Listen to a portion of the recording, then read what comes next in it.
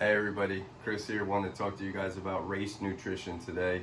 Listen, if you're ever going to do a race that's anywhere between 2 to 14 hours long, you really want to think about nutrition if you haven't done already. And I've been racing since 2016, 35 plus obstacle course races, done some other running races, and a lot of community groups that we just kind of share information with. So I wanted to share with some of that information with you guys today, just about what works and what has worked for me. Listen, gonna put a little disclaimer out there. I'm not a doctor, I'm not a nutritionist, so it's just kind of my opinion at this point, but I think it'll help you out. So we're gonna talk about hydration first. So my go-to now, after trying a couple different things, is liquid IV. Works very, very well. This is your regular liquid IV, just a hydration multiplier. You're gonna take that powder and mix it with water. It works 3 times faster than regular water by itself, so you're not taking in all that volume. And then also, new one for me, energy multiplier from Liquid IV. It's got ginger in it. This one works very well for hangovers. It's got caffeine in there, a little bit of caffeine, 100 milligrams. It's kind of like 1 or 2 cups of coffee. Works very well as well. Second, got for you is energy. So how do you keep your energy up during a race? Is really key, and it's going to determine your performance and how fast you are on your pace. So I'm going to talk a little bit about one of my favorites. This one has been a staple for me for a long time. These are the honey stinger waffles, and come in different flavors. This one's really my go-to, just the regular honey one. Works very well. I mean, when you're 3-4 hours into a race, man, I mean, these things are amazing. Kind of just melts in your mouth. Not all natural sugar in there. Nothing really added at that point. And then they also make energy chews, which is almost like a gummy.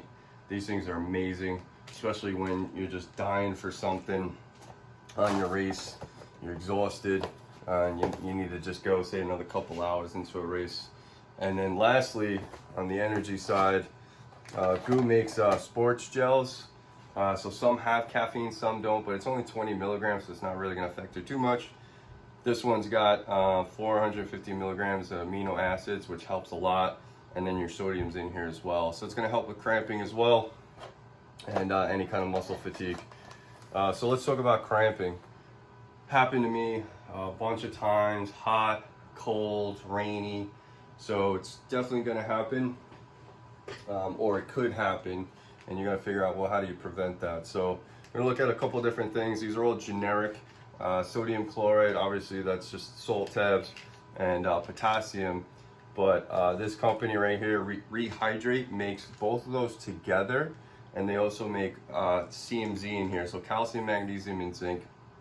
What's important about all those together is that it works very, very well for less cramping. So instead of having 2 different pills and you have 5 to 8 of them, you're taking 1 or 2 every hour and a half, 2 hours. You just have this one. So calcium, magnesium, and zinc are going to help with bone and muscle health. Potassium actually helps keep fluid inside your cells, and then sodium actually keeps fluid outside your cells. So they work almost kind of like yin and yang, hand in hand together. So super important that you take kind of all that together. So all those combined is really going to help you get a competitive advantage over somebody else. Plus it's going to keep you just rocking and roll during the whole race. So post race, I usually bring rollers, any kind of anti-inflammatories, but a natural anti-inflammatory is turmeric. So this is really good for its super potent antioxidant and anti-inflammatory. So take some of those right after the race, especially if you're racing the next day. So for me this weekend, I got 1 big race on Saturday and then 2 on Sunday. Usually that second day is pretty brutal if you don't really just prep for that as well. Just make sure you carb up for a race 2 to 5 days before, especially if you're doing a marathon, ultra marathon, trail running, or obstacle course racing like I do.